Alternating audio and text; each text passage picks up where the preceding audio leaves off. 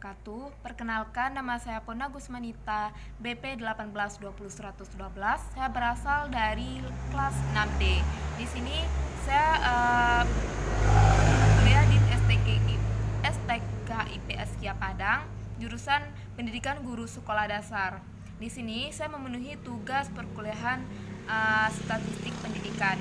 Di sini saya akan melakukan tutorial penggunaan SPS 16. Di sini saya akan melakukan uji beda dengan menggunakan dua kelas pada statistik parametrik.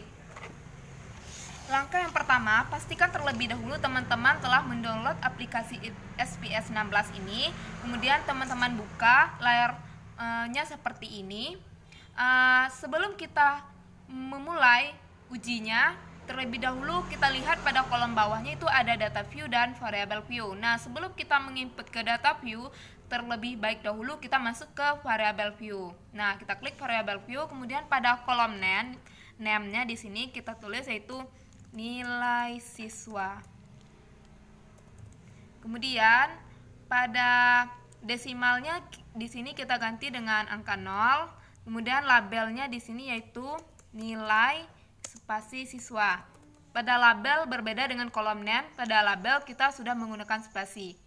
Kemudian untuk yang kedua pada kolom name yaitu kita tulis kelas. Di sini desimalnya juga sama, kita ganti dengan angka 0 di sini kelas. Nah, untuk value-nya ini, untuk value yang non barisan yang kelas, kita klik titik 3. Nah, titik 3. Nah, perlu kita ingatkan kembali teman-teman bahwasanya sebelum kita melakukan uji beda, kita harus mengetahui hipotesis yang kita gunakan. Di sini hipotesis yang saya gunakan yaitu apakah terdapat pemecahan masalah antara kelas kontrol dengan model pembelajaran A dan kelas eksperimen dengan model pembelajaran B. Kata kuncinya di sini adalah 1 kelas kontrol dan 2 kelas eksperimen. Nah, untuk value yang pertama di sini yaitu saya ketik angka 1, kemudian labelnya kelas kontrol. Kemudian di sini saya add, kemudian value yang kedua saya klik angka 2, di sini yaitu labelnya kelas eksperimen. Di sini saya add lagi, kemudian saya langsung saja klik OK. Nah, setelah terisi seperti ini teman-teman, kita bisa menginput data ke data view. Di sini data view-nya di sini nilai siswa, ada kelas. Di sini nilai siswanya saya hanya mengisi 11 data saja, teman-teman. Kita isi terlebih dahulu datanya.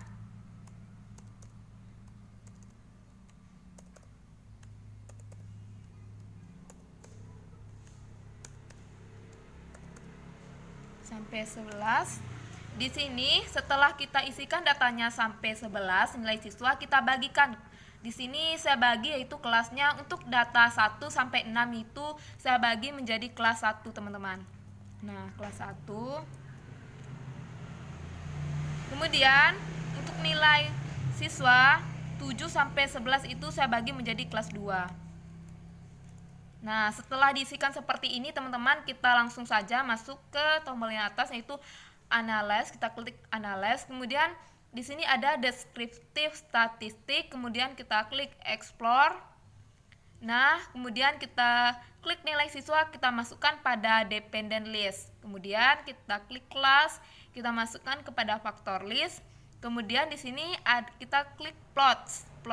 Kemudian kita centang kolom normality plot white test. Kemudian di sini kita langsung saja klik continue, kemudian klik OK. Kita lihat hasilnya, teman-teman. Di sini hasilnya kita lihat nih, test of normality. Nah, untuk melihat nilai data kita normal atau tidaknya teman-teman, ada 2 syarat. Yang pertama itu jika data yang kita inputkan besar dari 30, kita melihat nilai signifikannya pada kolom Kolmogorov-Smirnov di sini signifikannya. Kemudian jika data kita menginputnya kecil dari 30, kita melihat nilai data kita normal atau tidaknya pada kolom Shapiro Wheel. Kembali lagi teman-teman, tadi kita hanya menginput data, yaitu di sini hanya 11 data saja, berarti data kita kecil dari 30 ya teman-teman di sini. Jadi kita melihat data kita normal atau tidaknya pada kolom Shapiro Wheel. Di sini nilai signifikannya untuk kelas kontrol yaitu 0,258. Kemudian nilai eksperimennya yaitu 0,377. Berarti data kita normal ya teman-teman. Kenapa bisa dikatakan normal? Karena jika data kita besar dari 0,05 berarti data kita normal. Di sini data kita besar dari 0,05 berarti data kita normal. Nah, setelah data kita normal, di sini kita masuk lagi ke data view. Di sini kita melihat apakah data kita ini homogen atau tidak. Setelah normal kita melihat data kita homogen atau tidak. Kita langsung saja klik analyze lagi, kemudian kita klik comparements, kemudian kita klik di sini yaitu one way ANOVA. Kemudian nilai siswa kita masukkan ke dependent list, kelas, ke faktor.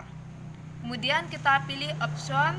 Di sini kita centang homogeneity of variance test, kemudian main plot, kemudian kita klik continue. Kita klik OK. Nah, kita lihat ya teman-teman, apakah data kita homogen atau tidak.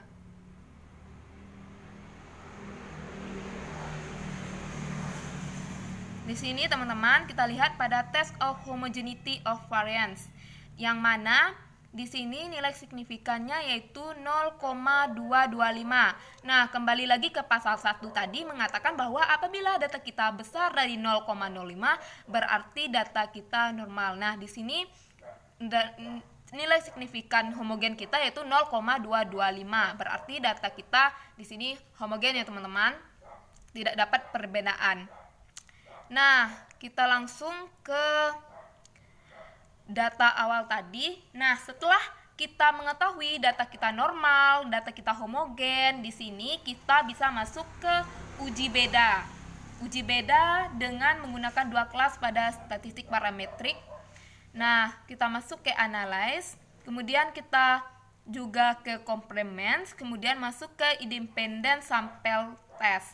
Kemudian nilai siswa kita masuk ke kolom tes variabel, kemudian kelas ke grup variabel. Di sini kepada define group kita klik define groupnya, grup 1 kita tulis centang saja angka 1, kemudian grup 2 centang saja angka 2. Kemudian kita klik continue, kemudian langsung saja kita klik OK teman-teman. Nah, di sini kita lihat lagi apakah data kita ini sama atau tidak. Nah, di sini teman-teman pada independent sample test kita lihat yaitu nilai signifikannya yaitu 0,225 teman-teman. Berarti data kita sama. Nah, di sini kita melihat data kita apakah independent sample testnya ya teman. Untuk uji bedanya kita lihat pada nilai signifikannya di sini ya teman-teman. Apabila data kita besar dari 0,05 berarti data kita normal ya teman-teman. Di sini data kita 0,225. Untuk uji bedanya di sini dua kelasnya tidak terdapat perbedaan teman-teman karena data kita normal dan homogen. Nah, di sini pada hipotesisnya yaitu tidak dapat perbedaan antara kelas kontrol dengan model pembelajaran A dan kelas eksperimen dengan model pembelajaran B.